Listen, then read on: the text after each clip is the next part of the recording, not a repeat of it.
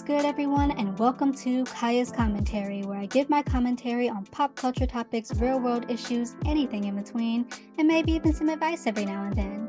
Before we get down to it, you can follow me on Instagram, Twitter, and TikTok at kaya.r.pennington, and you can follow Kaya's Commentary on Instagram, Twitter, and TikTok at Kaya's Commentary.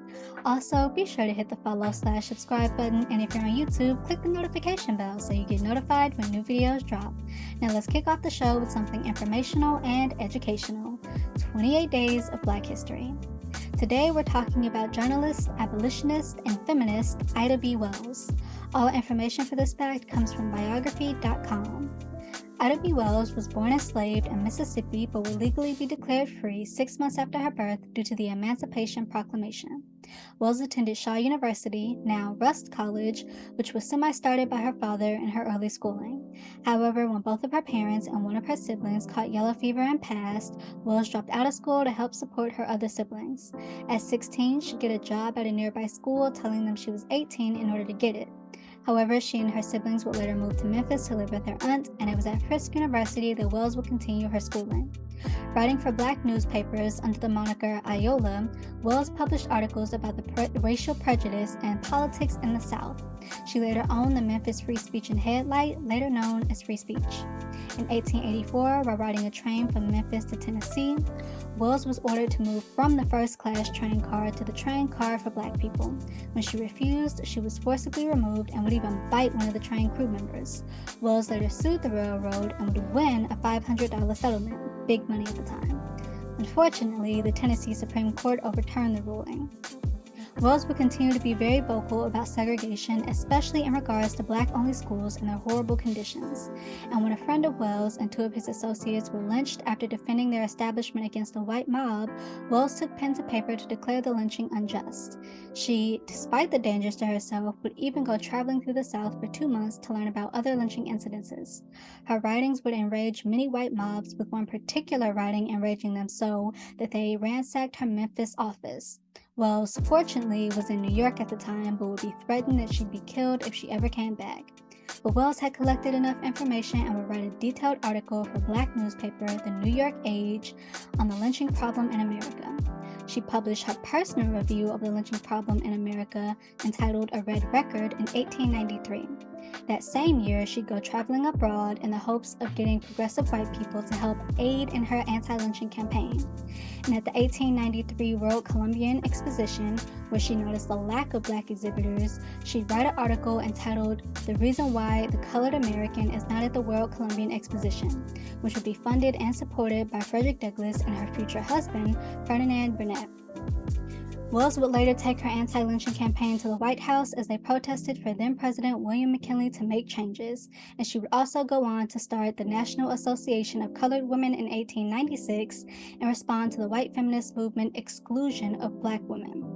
She is also a founding member of the NAACP, although Wells would later cut ties with the organization because she felt, due to the organization still being new at the time, it lacked initiative to take action. Wells, while working for the National Equal Rights League, would go on to demand then-President Woodrow Wilson to end discrimination during hiring practices for government jobs.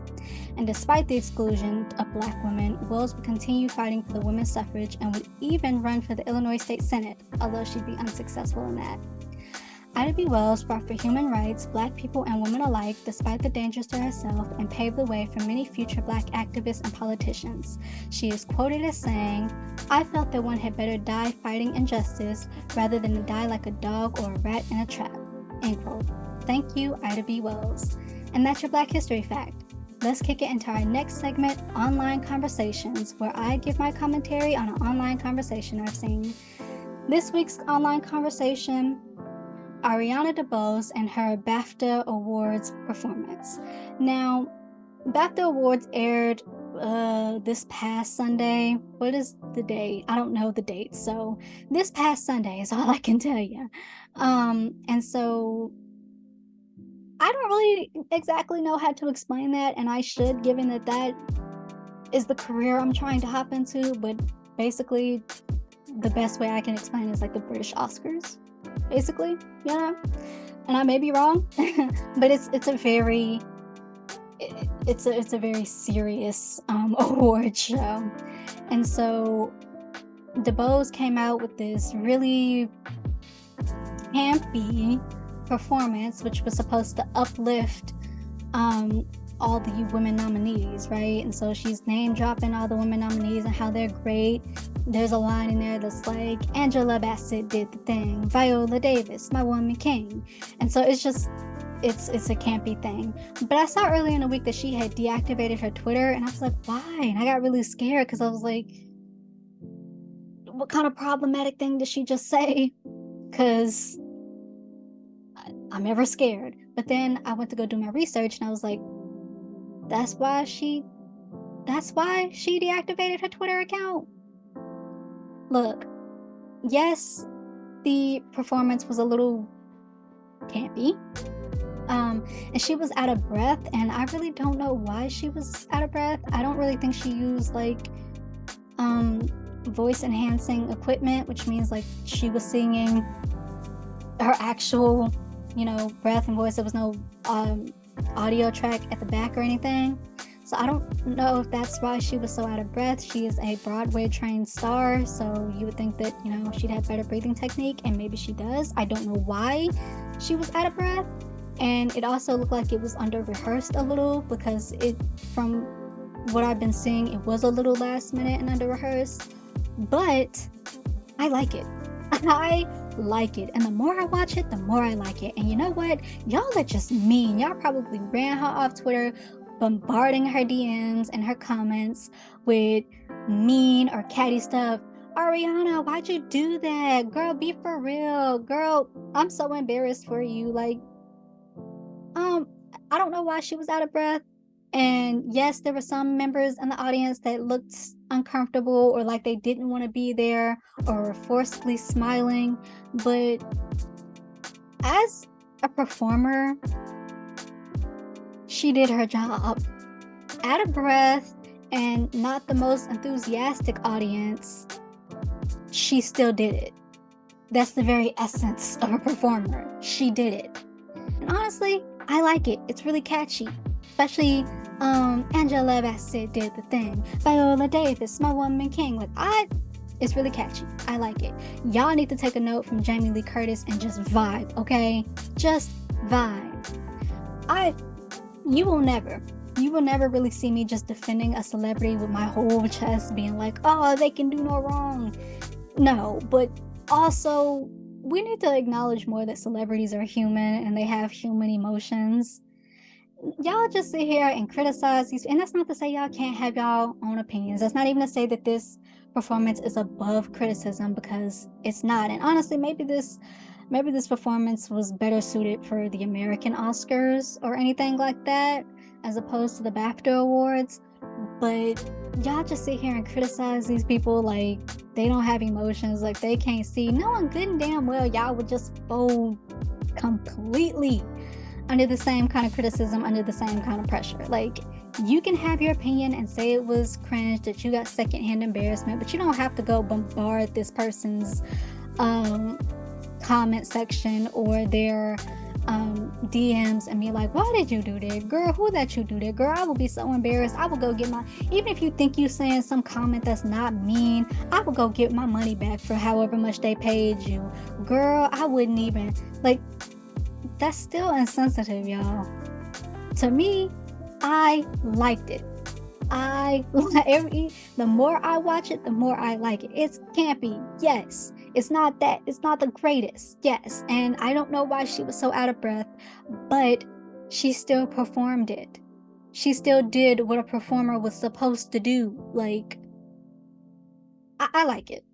I like it, and I think y'all are mean, and I think y'all need to take a note from Jamie Lee Curtis and just vibe. And a lot of people are sitting here like, oh, there are some women that she called out who just look obviously like uncomfortable that she called them out. And like, yeah, I can't think of her name, but Anna, I can't think of her last name. So she looked like she didn't want to be there, and there were a few other people that looked like they didn't want to be there. But for the most part, a lot of the women were jamming to it, and I don't even think uncomfortably so. I think they were just vibing to it. Like, y'all are just overtly mean. Like, you can say that it's cringe to you. You can have your opinion on it. That's fine. But y'all don't have to go bombard her or anybody else comments for that matter and be like, that was a hot mess. I would just be hiding under a rock. Why would they let her do that? Y'all don't have to do all that. You don't have to do all of that. I'm sorry. I like it. It wasn't that bad. It's not as bad as people keep just making it seem. It really was not that bad. To me, it really was not that bad. It's honestly really catchy. And the more I listen to it, the more I like it. So, Mr. Bowles, you did your thing. Don't listen to the haters. Because I like it. The people with true class like it. And with that, let's kick it to our next segment. Let's go to the movies, where I review a movie I've seen. Today's movie, Black Panther, Wakanda Forever. This has been out in theaters for a good little while, and now it's been on Disney Plus for like a little under a month. Not even a little under a month, but it came out a few weeks ago on Disney Plus. And so I'm going to talk about it, and there will be spoilers for it. But I want to make this clear, this is not a comparison of Wakanda Forever to Black Panther, the first one. Honestly, those two movies are on completely different levels, completely different vibes, and I just do not feel like they can be compared. They are on completely different levels. But let's give my commentary on Black Panther, Wakanda Forever. So, the movie starts off very hard-hitting.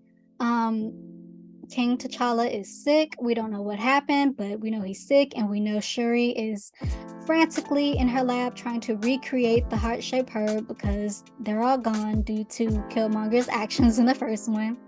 So she's trying to frantically recreate the herb, and she just can't. There is a prototype, but it's prototype-ish, so she just can't. And before they can even further go into the prototype, King T'Challa is gone. R.I.P.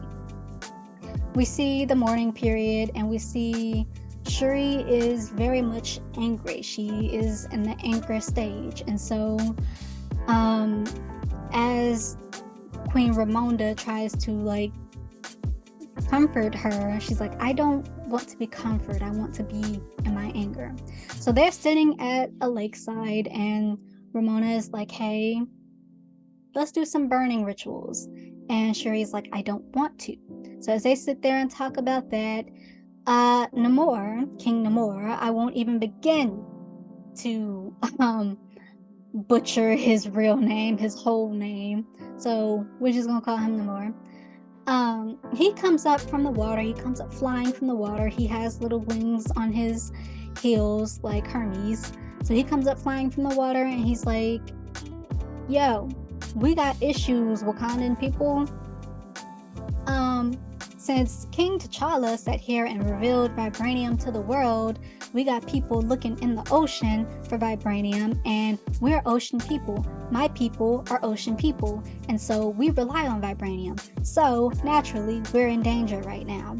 So that's y'all fault. So you're gonna help me. You're gonna help me get the scientist that created this thing that helps detect vibranium, and then you're gonna bring her to me, or you and I will have beef. And then he goes down, he gives them a horn that they can call him with, and then he goes back down into the ocean. So we see at the beginning of the film the French government trying to steal vibranium from the Wakandans and how they stop them.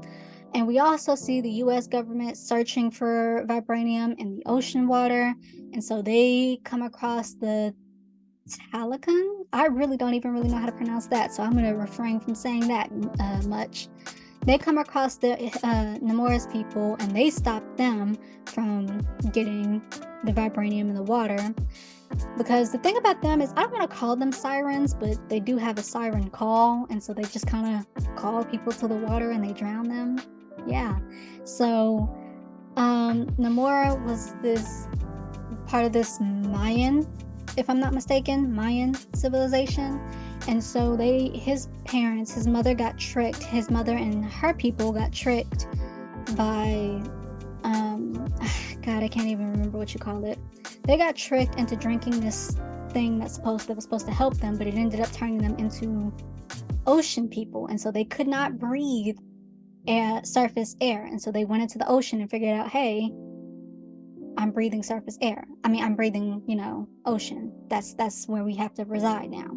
Now, Namora was born, he was already well into his mother's belly, but he was born into the ocean, and so he is the only one who can really breathe surface air, and he's the only one who has the wings on his heels. So he becomes their king, and he avenges his mother's death, and he creates this underwater kingdom for his people, which is now in danger due to a device that can help find vibranium. So the Wakandans, not really happy about being threatened, do go in search of this scientist who created the device, Riri Williams.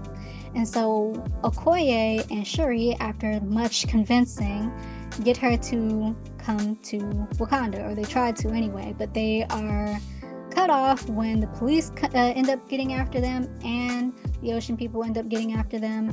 And so there's a showdown between Okoye and one of the I am so hard pressed for names right now, sorry y'all, but there's a showdown, and so Okoye, he ends up getting the better of Okoye, which the horror.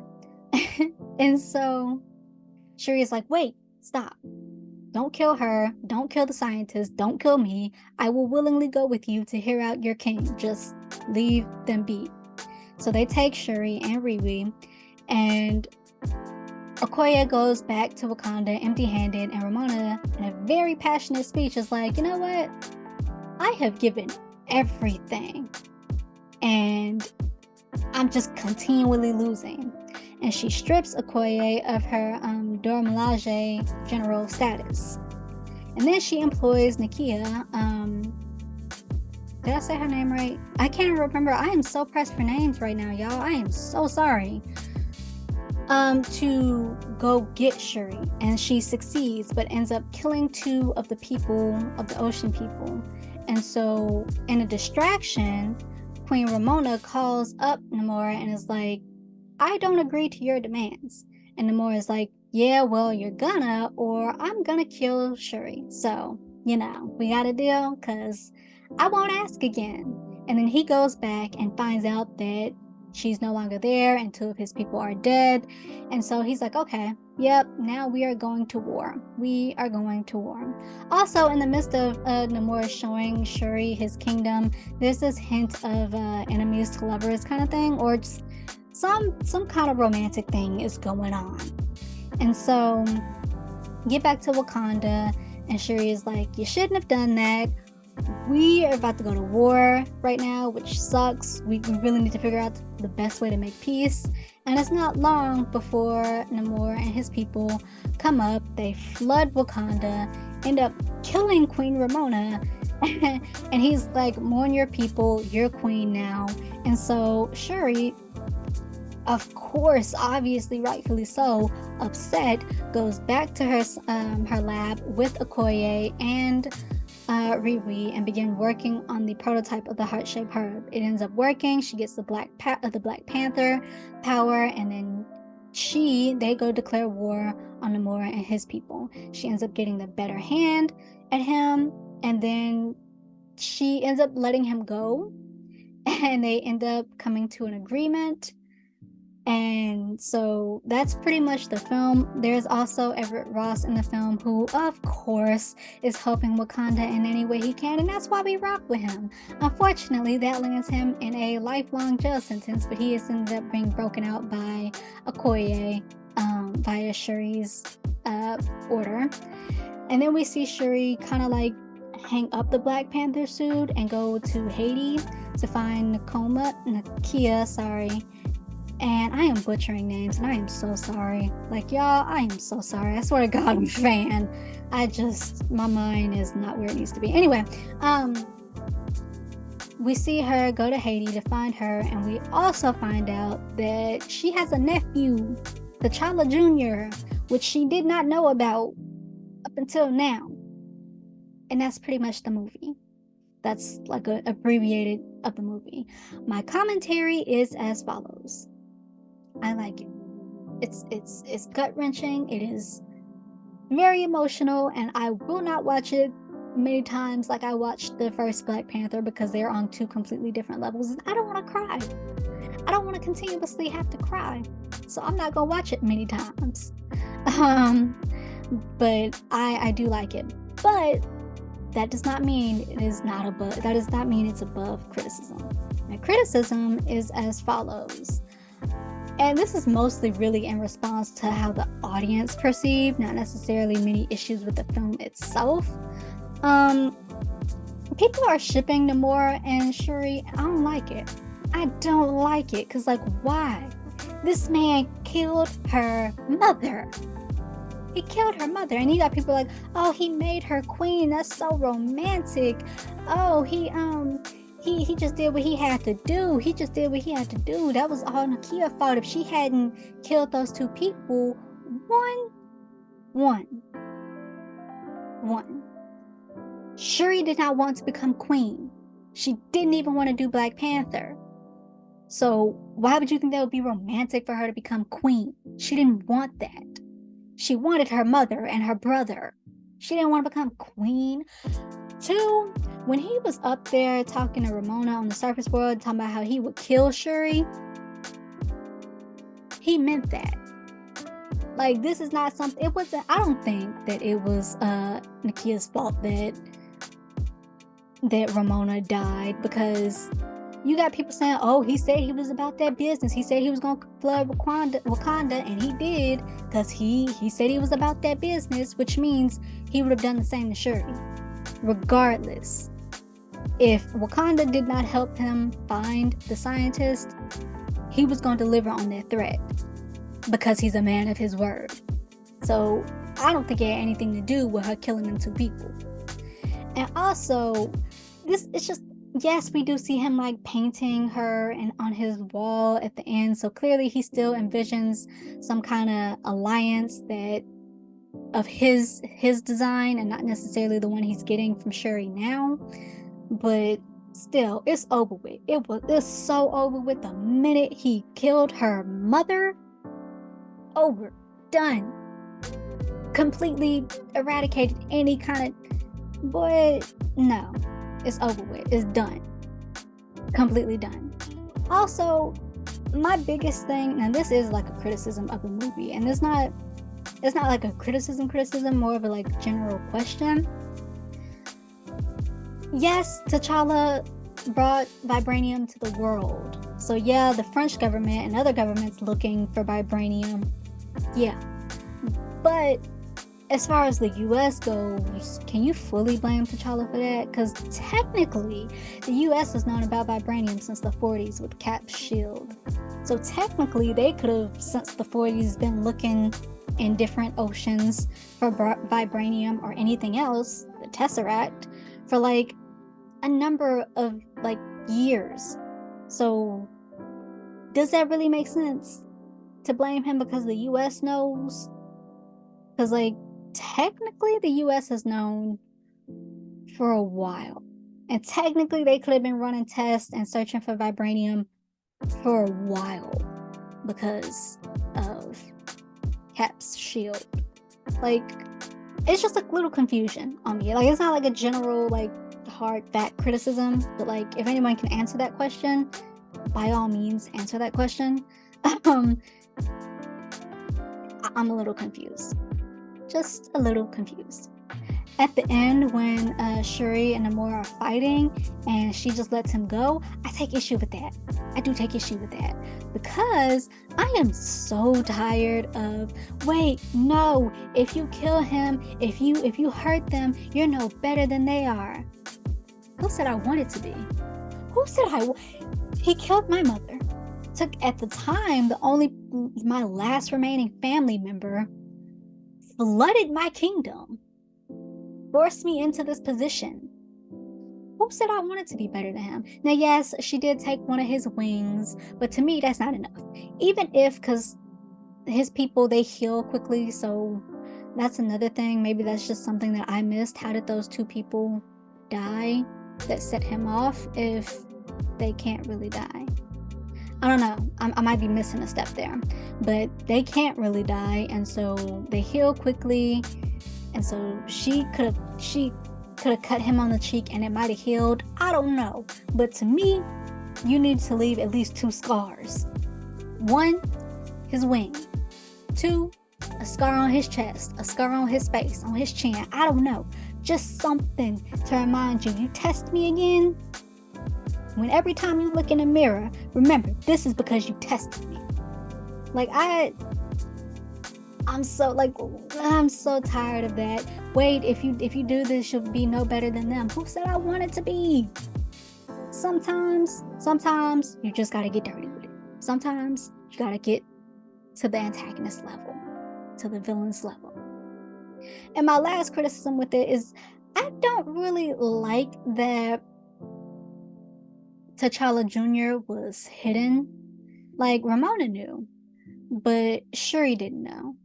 Now, they kept it a secret because, well, Nakia, she kind of stayed away from Wakanda because with T'Challa being blipped and then coming back and then getting, sick or whatever, she couldn't handle it. And so that is why she wasn't at his funeral. That's why she kind of stayed away.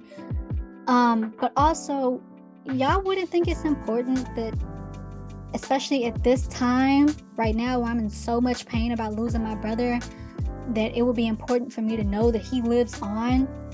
And my nephew, y'all don't think that would be important for me to know?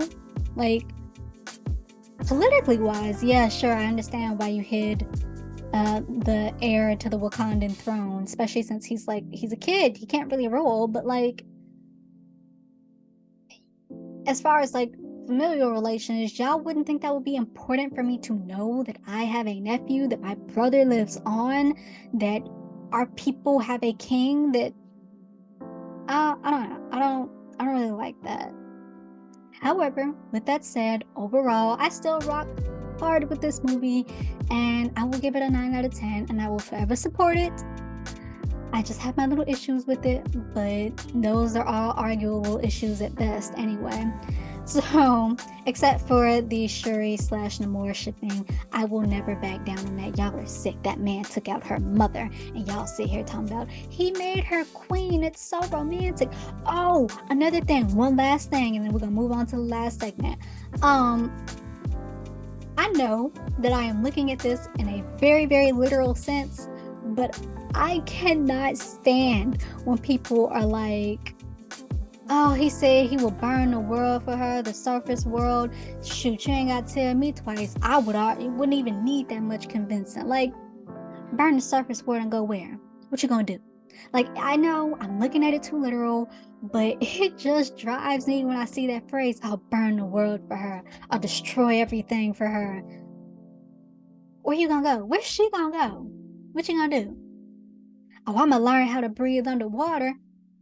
Shut up, you sound stupid. Like, I know, I am looking at it too literal, but that just aggravates the crap out of me, and I will continue looking at it in a literal sense until people stop saying it, because that's just stupid to me. Where are you going?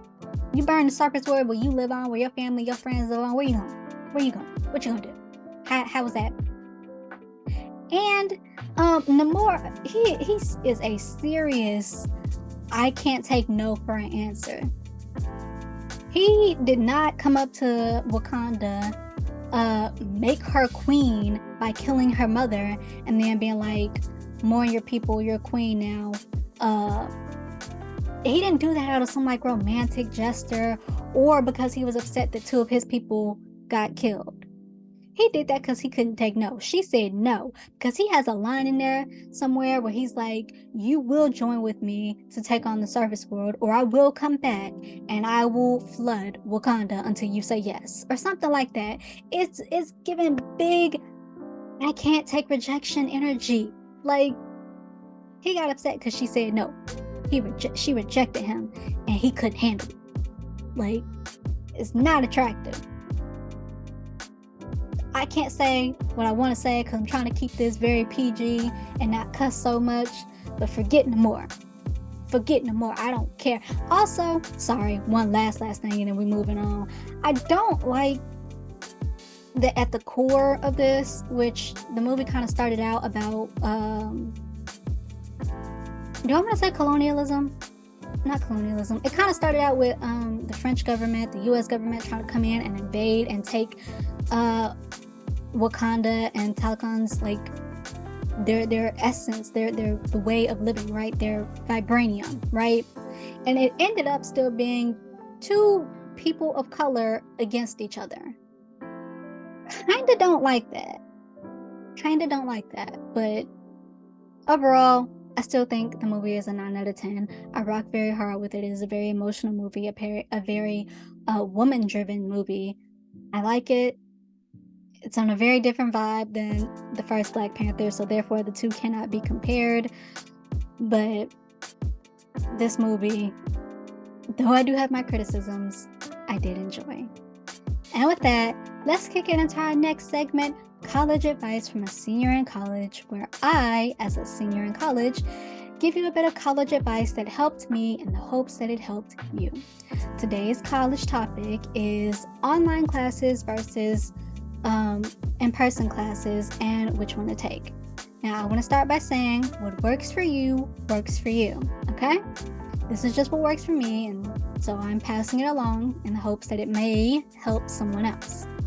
Now, unless you are a non-traditional student or you just physically can't take an in-person class, don't take online classes. Now, online classes are very convenient. They're very convenient, especially time-wise, maybe even financially wise. So if you need that space as far as like time, or it's easier for you financially, or you are a non-traditional student who has to do online classes, or choose to do an online schooling, okay. Otherwise, do not do online classes. Go for in-person classes, because online classes, though convenient, are not easier. Most of them anyway. Like online math class, unless you just pick up things really well or you are a genius at math, it's not easy.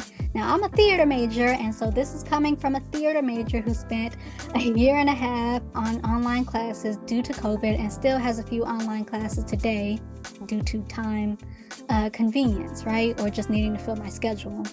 So don't do online classes if you can help it. I couldn't do theater online. You can't do theater online, so that's why I say that. But also, it's just not that easy, because I've had online classes, theater online classes that could be taken online. Like, they didn't necessarily have to be taken in person, but it would have been better for them to have been in person, to been in the room with other people. Like, there are a few online classes that are easy, like a music appreciation class, some writing classes, even some reading classes are easy. But then you have other reading classes where you have like 20 pages a week to do. It's not that easy online as it would be in person, for me anyway. It's just better to be in person, because I find that in-person reading classes, oftentimes they give you this really long thing and then talk about it halfway through class, and then you just have the other half to do. But especially if it's a asynchronous class where you really don't meet like on the computer, you just work at your own pace, it's not easy. It is not easier. As I would recommend, especially if you are a freshman, I would recommend you going in person and you living on campus so you have that experience. And if you have to take an online class, or you kind of need to, or whatever, what have you, I would recommend not taking more than one or two, no more than 2 online classes a semester. They are convenient. They are very convenient. They are not easier in most cases. They're not. So I would recommend in-person classes over online classes, especially if you're a freshman. I would recommend you being in person, and I would recommend you being on campus, living on campus, so you get that experience. You can at least say that you've done it. I would recommend, if you have to take an online class, not taking more than 2 a semester. Again, this is just coming from somebody, a theater major, who took online classes and it did not go well. I have had a few classes that were well online, and I've had a few in-person classes that I wish were online because they would be easier online. And even if you're in person, that's not to say that class will automatically be easier, but being around the other students, maybe you can like get to know them and see if they can help you as opposed to like virtually. In person, it's a little better to get help that way. So that's just me. That's just my little helpful college tip, hopefully helpful.